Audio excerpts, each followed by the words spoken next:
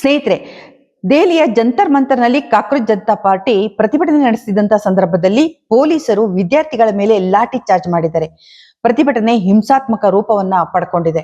ಇದೆಲ್ಲದರ ನಡುವೆ cockroach Janata party ಕೇಂದ್ರ ಸರ್ಕಾರಕ್ಕೆ 3 ಬೇಡಿಕೆಗಳನ್ನ ಇಟ್ಟಿದ್ದು, ಆ ಬೇಡಿಕೆಗಳು ಈಡೇರುವವರೆಗೆ ನಾವು ಪ್ರತಿಭಟನೆಯಿಂದ ಹಿಂದೆ ಸರಿಯುವುದಿಲ್ಲ ಅಂತ ಹೇಳಿದ್ದಾರೆ. ಸರ್ಕಾರ ಇದಕ್ಕೆ ಕೊಟ್ಟ ಉತ್ತರವೇನು? ಇಂದು ನಡೆದಂತ ಹಲವು ಬೆಳವಣಿಗೆಗಳ ಬಗ್ಗೆ ಇವತ್ತಿನ ವಿಡಿಯೋದಲ್ಲಿ ನಾನು ನಿಮ್ಗೆ ಹೇಳ್ತಾ ಇದ್ದೀನಿ. ನಿಮ್ಗೆ ನನ್ನ ವಿಡಿಯೋಗಳು ಇಷ್ಟ ಆದ್ರೆ ಸಬ್ಸ್ಕ್ರೈಬ್ ಮಾಡಿ, ಶೇರ್ ಮಾಡಿ, ಹಾಗೆ ನೋಟಿಫಿಕೇಶನ್ ಬಟನ್ ಒತ್ತೋದು ಮಾತ್ರ ಮರಿಬೇಡಿ.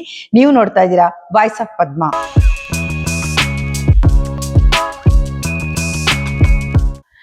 ನಮಸ್ಕಾರ, ನಾನು ಪದ್ಮಾ ಶಿವಮೊಗ್ಗ. ಸ್ನೇಹಿತರೆ, ದೆಹಲಿಯ ಜಂತರ್ ಮಂತರ್ನಲ್ಲಿ ಕಾಕ್ರೋಚ್ ಜನತಾ ಪಾರ್ಟಿ ಹಮ್ಮಿಕೊಂಡಿದ್ದಂತ ಪ್ರತಿಭಟನೆಯಲ್ಲಿ ಸಾವಿರಾರು ವಿದ್ಯಾರ್ಥಿಗಳು ಪಾಲ್ಗೊಂಡಿದ್ದು ಇವತ್ತು ಅದು ತೀವ್ರ ಸ್ವರೂಪವನ್ನ ಪಡ್ಕೊಳ್ತು.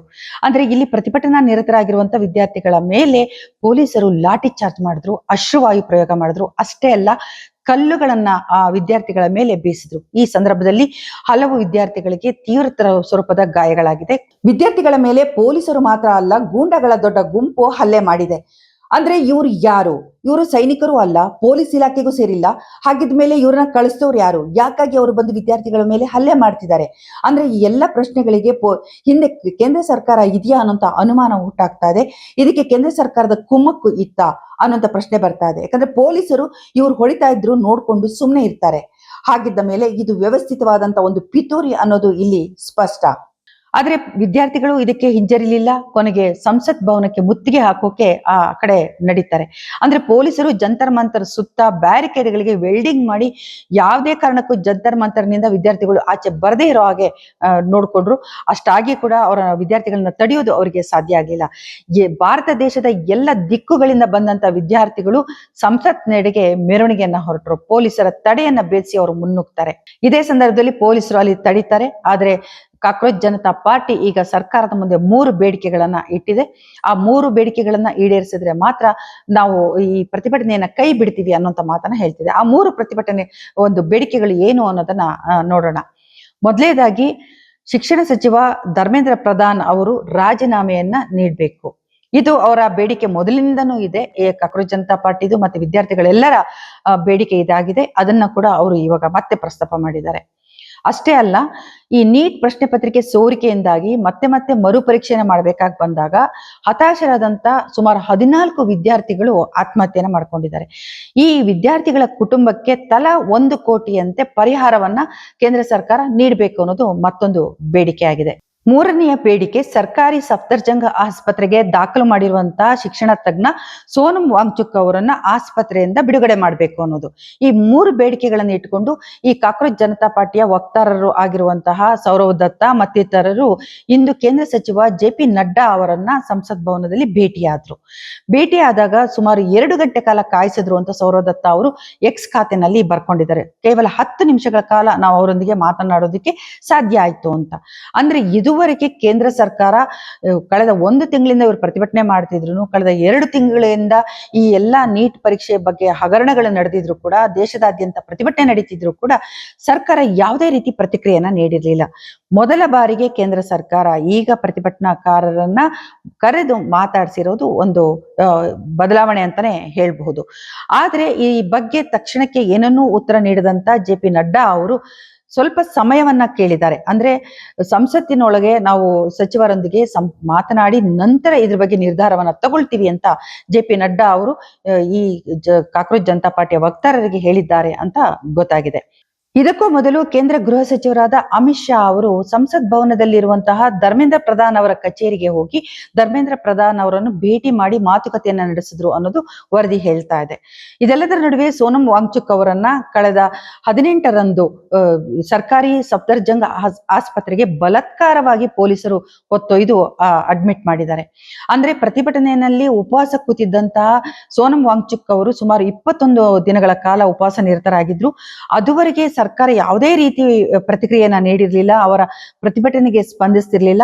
ದೇಶದಾದ್ಯಂತ ಸೋನಂ ವಾಂಗ್ಚುಕ್ ಅವರ ಸ್ಥಿತಿ ದಿನದಿಂದ ದಿನಕ್ಕೆ ಕ್ಷೀಣ ಆಗ್ತಿದೆ ಅಂತ ಗೊತ್ತಾದಾಗ ಚಿತ್ರರಂಗದ ಗಣ್ಯರಿರ್ಬೋದು, ರಾಜಕೀಯ ಗಣ್ಯರಿರ್ಬೋದು, ಮತ್ತೆ ಸಾಮಾಜಿಕ ಕಾರ್ಯಕರ್ತರು ತೀವ್ರವಾದಂತ ಸರ್ಕಾರದ ಮೇಲೆ ಒತ್ತಡವನ್ನ ತರ್ತಾರೆ. ಅಂದ್ರೆ ಸೋನಂ ವಾಂಗ್ಚುಕ್ ಅವರನ್ನ ಉಳಿಸ್ಕೊಳ್ಬೇಕು, ಅವ್ರಿಗೆ ಆರೋಗ್ಯ ಹದಗೆಡ್ತಾ ಇದೆ, ಸರ್ಕಾರ ಇತ್ತ ಗಮನ ಹರಿಸಬೇಕು, ವಿದ್ಯಾರ್ಥಿಗಳ ಬೇಡಿಕೆಗೆ ಸ್ಪಂದಿಸಬೇಕು ಅಂತೇಳಿ ತೀವ್ರತರವಾದಂತ ಹೇಳಿಕೆಗಳನ್ನ ನೀಡೋದಕ್ಕೆ ಶುರುವಾದ ತಕ್ಷಣ ಸರ್ಕಾರ ಇಂದು ಮೊದಲ ಬಾರಿಗೆ ಈ ವಿದ್ಯಾರ್ಥಿಗಳ ಬೇಡಿಕೆಗೆ ತಿರುಗಿ ನೋಡಿದೆ ಅಂತ ಹೇಳ್ಬೋದು. ಆದ್ರೆ ಇಷ್ಟಾದ ಮೇಲೂ ಕೂಡ ಇದು ಯಾವುದೇ ಒಂದು ನಿರ್ಧಾರಕ್ಕೆ ಇನ್ನೂ ಬಂದಿಲ್ಲ. ಬದಲಿಗೆ ಏನು ಪ್ರತಿಭಟನಾ ನಿರತರಾಗಿದ್ದಂತ ವಿದ್ಯಾರ್ಥಿಗಳ ಮೇಲೆ ಪೊಲೀಸರು ಲಾಠಿ ಚಾರ್ಜ್ ಅನ್ನ ಮಾಡಿದ್ದಾರೆ, ಅಶ್ರುವಾಯು ಪ್ರಯೋಗ ಮಾಡಿದ್ದಾರೆ. ಅಷ್ಟೇ ಅಲ್ಲ, ಕಲ್ಲುಗಳಿಂದ ತೂರಿದ್ದಾರೆ. ಅಂದ್ರೆ ಈ ಸಿಜಿಪಿ ಕಾರ್ಯಕರ್ತರ ಗಮನಕ್ಕೆ ಅಲ್ಲೊಂದು ದೊಡ್ಡ ಲಾರಿಯ ತುಂಬಾ ಕಲ್ಲುಗಳಿರೋದು ಗಮನಕ್ಕೆ ಬಂದಿದೆ. ಇದನ್ನು ಕೂಡ ಈಗ ಸಾಮಾಜಿಕ ಜಾಲತಾಣದಲ್ಲಿ ವಿಡಿಯೋಗಳು ವೈರಲ್ ಆಗ್ತಾ ಇದೆ. ಅಂದ್ರೆ ಈ ಕಲ್ಲುಗಳನ್ನ ಯಾರು ಯಾಕಾಗಿ ಆ ಟ್ರಕ್ ನಲ್ಲಿ ತಗೊಂಡ್ ಬಂದು ಅಲ್ಲಿ ಇಟ್ಟಿದ್ರು ಅನ್ನೋದು ಒಂದು ಪ್ರಶ್ನೆ ಏನಿತ್ತು, ಅದಕ್ಕೆ ಉತ್ತರ ಸಂಜೆ ಹೊತ್ತಿಗೆ ಸಿಕ್ಕಿದೆ. ಅಂದ್ರೆ ಪೊಲೀಸರ ಕೈಯಲ್ಲಿ ಆ ಕಲ್ಲುಗಳಿತ್ತು. ಈ ಕಲ್ಲುಗಳನ್ನ ಕೂಡ ಅಶ್ರುವಾಯು ಪ್ರಯೋಗ ಮತ್ತೆ ಲಾಠಿ ಚಾರ್ಜ್ ಮಾಡಿದ್ರೂ ಕೂಡ ಪೊಲೀಸರಿಗೆ ಸಮಾಧಾನವಾಗದೆ ಕಲ್ಲುಗಳನ್ನ ತೂರ್ತಾರೆ ಅಂತಂದ್ರೆ ಇವರು ನಮ್ಮ ದೇಶದ ಪ್ರಜೆಗಳು, ವಿದ್ಯಾರ್ಥಿಗಳು, ಅವ್ರ ಬೇಡಿಕೆ ನಿಟ್ಟಿರೋದು ಮತ್ತೆ ಅವ್ರು ಕೇಳ್ತಿರೋದು ಅವರ ಹಕ್ಕನ್ನ, ಅವರು ಒಂದು ಆ ದುರಾಡಳಿತವನ್ನ ಸರಿ ಮಾಡ್ಬೇಕು ಅಂತ ಕೇಳ್ತಿದ್ದಾರೆ. ಅದಕ್ಕೆ ಕಾರಣರಾದಂತವರ ಮಂತ್ರಿಯ ಒಂದು ರಾಜೀನಾಮೆ ಕೊಡ್ಬೇಕು ಅಂತ ಕೇಳ್ತಾ ಇದ್ದಾರೆ. ಪ್ರಧಾನ ಮಂತ್ರಿಯವರಿಗೆ ಸಚಿವರೊಬ್ಬರ ರಾಜೀನಾಮೆನ ತಗೊಳ್ಳೋದಕ್ಕಾಗೋದಿಲ್ಲ ಅನ್ನೋದಾದ್ರೆ ಇದು ಯಾವ ರೀತಿಯ ಸರ್ಕಾರವನ್ನ ಇವ್ರು ನಡೆಸ್ತಾ ಇದಾರೆ? ಇದು ಪ್ರಜಾಪ್ರಭುತ್ವ ದೇಶ ಹೌದಾ ಅಲ್ಲ ಅನ್ನೋಂತ ಪ್ರಶ್ನೆ ಇಲ್ಲಿ ಉದ್ಭವಿಸ್ತಿದೆ. ಯಾಕೆಂದ್ರೆ ಕಾಂಗ್ರೆಸ್ ಸರ್ಕಾರದ ಆಡಳಿತ ಇದ್ದಾಗ, ಇಂದಿರಾ ಗಾಂಧಿ ಪ್ರಧಾನಮಂತ್ರಿ ಆಗಿದ್ದಾಗ್ಲೂ ಇರ್ಬೋದು, ಬೇರೆ ಬೇರೆಯವರು ಪ್ರಧಾನಮಂತ್ರಿಗಳಾಗಿದ್ದಾಗ್ಲೂ ಕೂಡ ನಡೆದಂತ ಹಲವು ಪ್ರತಿಭಟನೆಗಳಿಗೆ ಸರ್ಕಾರ ತಕ್ಷಣ ಸ್ಪಂದಿಸಿತ್ತು, ಅವರ ಬೇಡಿಕೆಗಳಿಗೆ ಒಂದು ಮಾತುಕತೆಗೆ ಕರೆದಿತ್ತು, ಮಾತಾಡಿತ್ತು, ಮತ್ತೆ ಬಗೆಹರಿಸಿತ್ತು ಸಮಸ್ಯೆನ. ಆದ್ರೆ ಬಿಜೆಪಿ ಸರ್ಕಾರದಲ್ಲಿ ಇಂತಹ ಹಲವು ಪ್ರತಿಭಟನೆಗಳು ಜಂತರ್ ಮಂತರ್ನಲ್ಲಿ ನಡೆದಿದೆ. ಆದ್ರೆ ಬಿಜೆಪಿ ಯಾವತ್ತೂ ಕೂಡ ಇದಕ್ಕೆ ಸ್ಪಂದಿಸಿಲ್ಲ. ಅದಕ್ಕೆ ಬದಲಾಗಿ ಅವರ ಮೇಲೆ ದಬ್ಬಾಳಿಕೆಯನ್ನ ಮಾಡಿದೆ, ಹಿಂಸೆನ ಮಾಡಿದೆ ಮತ್ತು ಪೊಲೀಸರಿಂದ ಹಲ್ಲೆಯನ್ನ ಮಾಡಿಸಿದೆ. ವಿದ್ಯಾರ್ಥಿಗಳು ಬಹಳಷ್ಟು ಜನ ಗಾಯಗೊಂಡಿದ್ದಾರೆ. ದೆಹಲಿಯ ಜಂತರ್ ಮಂತರ್ ನಡೀತಿದ್ದಂತ ಪ್ರತಿಭಟನೆಗೆ ನಟಿಯರಾದಂತಹ ಶಬ್ನಾ ಅಜ್ಮಿ ಮತ್ತೆ ಸ್ವರಾ ಭಾಸ್ಕರ್ ಅವರು, ಪ್ರಕಾಶ್ ರೈ ಮತ್ತಿತರ ಗಣ್ಯರು ಕೂಡ ಬೆಂಬಲವನ್ನ ಸೂಚಿಸಿ ಅಲ್ಲಿಗೆ ಬಂದು ಪ್ರತಿಭಟನೆಯಲ್ಲಿ ಪಾಲ್ಗೊಂಡಿದ್ದು ತುಂಬಾ ವಿಶೇಷ ಆಗಿತ್ತು. ಅಷ್ಟೇ ಅಲ್ಲ, ಸೋನಾಕ್ಷಿ ಸಿನ್ಹಾ ಅವರು ಕೂಡ ವಿಡಿಯೋ ಮೂಲಕ ವಿದ್ಯಾರ್ಥಿಗಳಿಗೆ ಬೆಂಬಲವನ್ನ ಸೂಚಿಸಿದ್ರು. ಇನ್ನೊಂದೆಡೆ ಸೋನಂ ವಾಂಗ್ಚುಕ್ ಅವರನ್ನ ಆಸ್ಪತ್ರೆಗೆ, ಸರ್ಕಾರಿ ಸಫ್ದರ್ಜಂಗ್ ಆಸ್ಪತ್ರೆಗೆ ಅಡ್ಮಿಟ್ ಮಾಡಿದ್ದಾರೆ. ಅಲ್ಲಿ ಪತ್ನಿ ಗೀತಾಂಜಲಿ ಆಂಗ್ಮೋ ಅವರು ಸರ್ಕಾರಕ್ಕೆ ಒಂದು ಮನವಿಯನ್ನ ಸಲ್ಲಿಸಿದ್ದಾರೆ. ಅಂದ್ರೆ ಸರ್ಕಾರಿ ಆಸ್ಪತ್ರೆಯಿಂದ ಖಾಸಗಿ ಆಸ್ಪತ್ರೆಗೆ, ಅಂದ್ರೆ ನಾವು ಹೇಳುವಂತ ಖಾಸಗಿ ಆಸ್ಪತ್ರೆಗೆ ಅವರನ್ನ ಸ್ಥಳಾಂತರಿಸಬೇಕು ಅಂತ ಹೇಳಿ. ಅದಕ್ಕೆ ಪೊಲೀಸರು ಮನವಿಯನ್ನ ಅಂಗೀಕರಿಸಲಿಲ್ಲ. ಜೊತೆಗೆ ಸರ್ಕಾರಕ್ಕೆ ಮನವಿ ಮಾಡಿದ್ರು ಕೂಡ ಅದಕ್ಕೆ ಪ್ರಯೋಜನ ಆಗ್ಲಿಲ್ಲ. ಕೊನೆಗೆ ಕೋರ್ಟ್ ನಲ್ಲಿ ಕೂಡ ಅವರು ಮನವಿಯನ್ನ ಸಲ್ಲಿಸ್ತಾರೆ. ಆದ್ರೆ ಕೋರ್ಟ್ ಕೂಡ ಇದನ್ನ ನಿರಾಕರಿಸುತ್ತೆ. ಅಂದ್ರೆ ಈಗ ಸೋನಂ ವಾಂಗ್ಚುಕ್ ಅವರ ಪತ್ನಿ ಕೂಡ 2 ಬೇಡಿಕೆಗಳನ್ನ ಸರ್ಕಾರದ ಮುಂದೆ ಇಟ್ಟಿದ್ದಾರೆ. ಆ 2 ಬೇಡಿಕೆಗಳಲ್ಲಿ ಏನಂತಂದ್ರೆ, ಈಗ ಸಂಸತ್ನಲ್ಲಿ ನಡೀತಿರುವಂತ ಮುಂಗಾರು ಅಧಿವೇಶನದಲ್ಲಿ ಶಿಕ್ಷಣ ಕ್ಷೇತ್ರದ ಹೊಣೆಗಾರಿಕೆಯನ್ನ ಕುರಿತು ಒಂದು ಪ್ರಸ್ತಾವವನ್ನ ಮಾಡಬೇಕು ಮತ್ತು ಜಂತರ್ ಮಂತರ್ನಲ್ಲಿ ನಡೀತಿರುವಂತ ವಿದ್ಯಾರ್ಥಿಗಳ ಪ್ರತಿಭಟನೆಗೆ, ಅಂದ್ರೆ ಧರ್ಮೇಂದ್ರ ಪ್ರಧಾನ್ ಅವರ ರಾಜೀನಾಮೆ ಕೇಳ್ತಾ ಇದಾರಲ್ಲ, ಅದಕ್ಕೆ ಸರ್ಕಾರ ಸ್ಪಂದಿಸಬೇಕು ಅನ್ನುವಂತ 2 ಬೇಡಿಕೆಗಳನ್ನ ಇಟ್ಟಿದ್ದಾರೆ. ಈ ಬೇಡಿಕೆ ಈಡೇರಿದ್ರೆ ಸೋನಂ ವಾಂಗ್ಚುಕ್ ಅವರು ತಮ್ಮ ಉಪವಾಸವನ್ನ ಕೈ ಬಿಡ್ತಾರೆ ಅಂತ ಹೇಳಿದ್ದಾರೆ. ಆಸ್ಪತ್ರೆಯಲ್ಲಿ ಇದ್ರೂ ಕೂಡ ಸೋನಂ ವಾಂಗ್ಚುಕ್ ಅವರು ಉಪವಾಸನ ಮುಂದುವರಿಸಿದ್ದಾರೆ. ಆದ್ರೆ ವೈದ್ಯರು ಅವರಿಗೆ ಒಂದು ಬಾಯಿಯ ಮೂಲಕ, ಅಂದ್ರೆ ಪೈಪ್ ಮೂಲಕ ಅವರಿಗೆ ಆಹಾರವನ್ನ ದೇಹಕ್ಕೆ ನೀಡ್ತಾ ಇದ್ದಾರೆ. ಆದ್ರೆ ತಾವು ಪ್ರತಿಭಟನೆಗೆ ಹೋಗೋದಾಗಿ ಸೋನಂ ವಾಂಗ್ಚುಕ್ ಅವರು ಪತ್ರವನ್ನ ಬರೆದು ಸಾಮಾಜಿಕ ಜಾಲತಾಣದಲ್ಲಿ ಅದನ್ನ ಬಿಟ್ಟಿದ್ದಾರೆ. ಅಂದ್ರೆ ನಾನು ಪ್ರತಿಭಟನೆಯಲ್ಲಿ ಪಾಲ್ಗೊಳ್ತೀನಿ, ಮತ್ತೆ ಸಂಸತ್ ಭವನ ಚಲೋನಲ್ಲಿ ಪಾಲ್ಗೊಳ್ತೀನಿ, ನಾನೀಗ ಸುಧಾರಿಸಿದೀನಿ, ನನ್ನ ಆರೋಗ್ಯ ಸುಧಾರಿಸಿದೆ, ನನ್ನನ್ನು ಕಳಿಸಿ ಅಂತ ಕೂಡ ಅವರು ಪೊಲೀಸರಿಗೆ ಮನವಿ ಮಾಡಿದ್ರು, ಸರ್ಕಾರಕ್ಕೆ ಮನವಿ ಮಾಡಿದ್ದಾರೆ. ಆದ್ರೆ ಅದ್ಯಾವುದು ಕೂಡ ಫಲ ನೀಡಿಲ್ಲ. ನೀಟ್ ಪರೀಕ್ಷೆಯ ಹಗರಣದಲ್ಲಿ ಹತಾಶರಾದಂತಹ ವಿದ್ಯಾರ್ಥಿಗಳು ಯಾರು ಆತ್ಮಹತ್ಯೆ ಮಾಡ್ಕೊಂಡಿದ್ದಾರೆ, ಅವರ ಕುಟುಂಬಸ್ಥರು ಕೂಡ ಪ್ರತಿಭಟನೆಯಲ್ಲಿ ಪಾಲ್ಗೊಂಡಿದ್ರು. ಅವರೆಲ್ಲರೂ ಕೂಡ ತಮ್ಮ ಕುಟುಂಬದಲ್ಲಿ ಆದಂತ ದುರಂತವನ್ನ ಹೇಳ್ಕೊಳ್ತಿದ್ದು ಈ ಪ್ರತಿಭಟನೆಯಲ್ಲಿ ನೋಡಬಹುದಾಗಿತ್ತು. ಅಂದ್ರೆ ಒಬ್ಬ ವಿದ್ಯಾರ್ಥಿ, ತಾನು ನಾಸಿಕ್ನಿಂದ ಬಂದಂತ ವಿದ್ಯಾರ್ಥಿ, ಅವನು ತನ್ನ ಅಣ್ಣನ ಕಥೆಯನ್ನ ಹೇಳ್ತಾನೆ.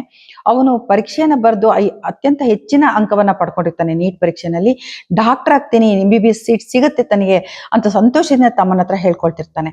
ಅಂತವನು ಮತ್ತೆ ಮರುಪರೀಕ್ಷೆ ಅಂದಾಗ ಅವನು ಫ್ರಸ್ಟ್ರೇಟ್ ಆಗ್ತಾನೆ, ಹತಾಶನಾಗ್ತಾನೆ, ಜೊತೆನಲ್ಲಿ ಆತ್ಮಹತ್ಯೆ ಮಾಡ್ಕೊಂಡ್ಬಿಡ್ತಾನೆ.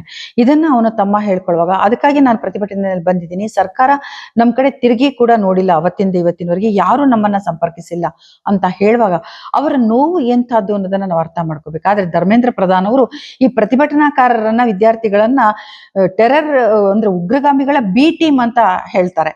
ಇದು ಕೂಡ ವಿದ್ಯಾರ್ಥಿಗಳ ಆಕ್ರೋಶ ಹೆಚ್ಚಾಗೋದಕ್ಕೆ ಕಾರಣ ಅಂತ ಹೇಳ್ಬೋದು. ಅಂದ್ರೆ ಒಬ್ಬರ ಬಿಜೆಪಿ ಸರ್ಕಾರದಲ್ಲಿ ಯಾವೊಬ್ಬ ಮಂತ್ರಿಯ ರಾಜೀನಾಮೆ ತಗೊಳಕ್ಕೂ ಕೂಡ ಸಾಧ್ಯ ಇಲ್ಲ, ರಾಜೀನಾಮೆ ಸಿಗೋಲ್ಲ ಅನ್ನೋದಿದೆಯಲ್ಲ, ಅದು ನಿಜವಾಗ್ಲೂ ಕೂಡ ಒಂದು ಸರ್ವಾಧಿಕಾರಿ ಧೋರಣೆ ಇರುವಂತ ಒಂದು ಸರ್ಕಾರ ಅನ್ನೋದನ್ನ ತೋರಿಸ್ತಾ ಇದೆ ಅಂತಾನೆ ಹೇಳ್ಬೇಕು. ಈಗ ಜಂತರ್ ಮಂತರ್ನಲ್ಲಿ ಪ್ರತಿಭಟನೆಗಾಗಿ ಹಾಕಿದ್ದಂತ ಸ್ಟೇಜ್ ಅನ್ನು ಕೂಡ ಪೊಲೀಸರು ತೆಗೆದು ಹಾಕಿದ್ದಾರೆ. ಅಂದ್ರೆ ಅಲ್ಲಿಂದ ಪೂರ್ತಿ ಜಾಗವನ್ನ ಖಾಲಿ ಮಾಡಿದ್ದಾರೆ. ಅಂದ್ರೆ ವಿದ್ಯಾರ್ಥಿಗಳು ಅಲ್ಲಿ ಪ್ರತಿಭಟನೆಗೆ ಕೂರ್ಬಾರ್ದು ಅನ್ನೋದು ಅವರ ಉದ್ದೇಶ ಆಗಿದೆ.